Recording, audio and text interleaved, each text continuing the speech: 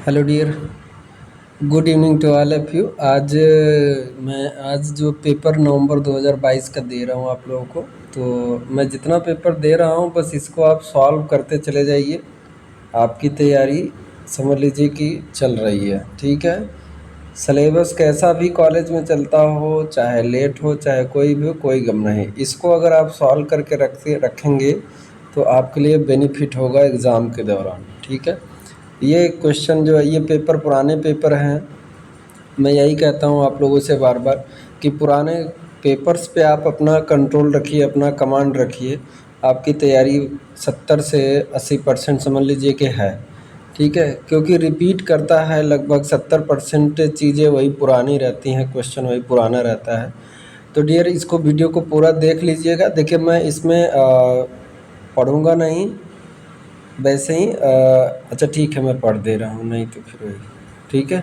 लेकिन आंसर इसके वीडियो के जस्ट लास्ट में आपको मिल जाएगा, 15 नंबर के आंसर मिल जाएंगे वहाँ पे। वीडियो को पूरा अंत तक देखेंगे, अंत में हम आंसर भी दे देंगे आपको, ठीक है। तो देखिए, यहाँ पे पूछा है, वैसे भी टिक है लेकिन मैं लास्ट में दे दूँगा। First national health policy was formulated in, ठीक है, टिक लगा हुआ है। दूसरा क्वेश्चन है, first dose of vitamin A is given at. देखिए, ये यूपी स्टेट मेडिकल फैकल्टी की गलती है। 9 मंथ होता है लेकिन मंथ वाले कोई ऑप्शन है ही नहीं, सिर्फ वीक वाले हैं। और वीक में भी होता, अगर 36 वीक होता तो चल जाता है, क्योंकि विटामिन ए का फर्स्ट डोज जो है वो 9 मंथ पे दिया जाता है। तो इसको आप मैनेज कर लीजिएगा, 9 वीक वाला ही लगाइए, एक उसी का सही होगा। अगला है, गेरियाट्रिक नर्सिंग इज। गेरियाट्रिक मतलब जो जहाँ पे वृद्ध लोगों का केयर किया जाता है वो। Geriatric nursing is nursing care of elderly, बुजुर्गों की नर्सिंग देखभाल, ये है। उसके बाद essential, essential obstetric care and emergency obstetric care are important component of RCH, reproductive child health programme के अंतर्गत, ठीक है। हेड, देखिए पिछले पेपर में यूनिसेफ का पूछा था, इस पेपर में हेडक्वार्टर ऑफ डब्ल्यूएचओ कहाँ पे है, तो जिनेवा में, ठीक है। सब आंसर मैं बोल दे रहा हूँ और बाकी वहाँ भी आपको मिल जाएगा, लास्ट में वीडियो के एंड में हम सारा दे देंगे। अब देखिए, राइट ऑन रॉन्ग में क्या पूछा है, एकदम सिंपल है। बताइए, आप जो फर्स्ट ईयर से पढ़ते चले आ रहे हैं, सेकेंड ईयर से, बशर्ते आप ध्यान नहीं दें, लेकिन ये कम्युनिटी में देखिए अभी तक वही क्वेश्चन रिपीट वही लगभग आते हैं। तो सब सेंटर कवर 12,000 पॉपुलेशन, ठीक। सब सेंटर पे इतना नहीं होता है, 3 से 5 हज़ार होता है, ठीक है। उसके बाद ये गलत है। Rifampicin is a drug use for the treatment of tuberculosis, yes ये सही है। Vasectomy is a permanent family planning method of the female, ठीक है।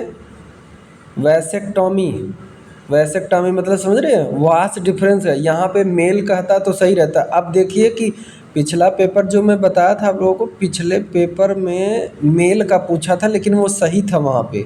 वैसेक्टॉमी यहाँ पे देखिए, आप सोचिए कि इतना सिर्फ मेल की जगह फीमेल कर दिए, ये गलत हो गया, ठीक है। तो ये है, vasectomy is a permanent family planning method of female, नहीं मेल में होता है, इसलिए ये गलत है। Iron and folic acid is important for prevention and treatment of anaemia, ये बात सही है, ठीक है। Measles vaccine is given at 9 month of age, ये बात भी सही है। अब आ जाइए फिलिंग द ब्लैंक्स, ठीक है। फिलिंग द ब्लैंक्स में क्या पूछा है, the president of gram panchayat is known as, pradhan या सरपंच उसे बोलते हैं जो गांव के होते हैं। Community health centre cover population कितना, 8,000 से 1,20,000 तक, बाकी आंसर आपको लास्ट में मिल जाएगा। Citrus fruit are good source of vitamin C का होता है। Malaria is a water vector borne disease, ठीक है। उसके बाद ORS therapy is given to prevent dehydration, ये है। उसके बाद write short note, short note में क्या क्या दिया है, देखिए डेमोग्राफिक साइकिल बहुत आसान है, जो थर्ड ईयर में आपके सिलेबस में पहले इपिडेमोलॉजी वाला चैप्टर पढ़ेंगे तो उसी में आपको डेमोग्राफिक साइकिल पढ़ाया जाए। Level of prevention first year से ही पढ़ते चले आ रहे हैं, लेवल ऑफ प्रिवेंशन, इसमें कोई टेंशन नहीं। Permanent method of family planning, इसको डिटेल में लिखिए, ठीक है। उसके बाद right about dots and RNTCP, ठीक है। यानी कि जो टीबी का केंद्र होता है वहाँ डॉट्स की जांच होती है, तो उसकी क्या जांच होते हैं, उसका पर्पज़ क्या होता है, कैसे होता है, ये सारी चीज़ लिखना है। और RNTCP revise national tuberculosis control programme, ठीक है, इसके बारे में लिखना है। इम्यूनाइजेशन, देखिए इम्यूनाइजेशन समझ लीजिए first year, second year, third year, चाहे जिसमें देखो immunization schedule, immunization, immunization schedule, immunization, ये चीज़। Function of female health worker, ठीक है, फीमेल हेल्थ वर्कर का फंक्शन क्या है। उसके बाद देखिए लॉन्ग में क्या पूछा है, define family welfare, classify the contraceptive method, ठीक है, फैमिली वेलफेयर क्या है उसकी परिभाषा लिखिए, और क्लासीफाई द कंट्रासेप्टिव मेथड, यानी कि जितने भी बैरियर इस्तेमाल किए जाते हैं प्रेगनेंसी को अवॉइड करने के लिए, ठीक है, वो सभी को एक्सप्लेन करना बाकायदा फ्लो चार्ट बना के। Define MCH maternal child health क्या है, ठीक है, इसको डिफाइन करना है। Write the aim and objective of MCH programme, write in detail the role of community health nurse in MCH care, ठीक है, ये है।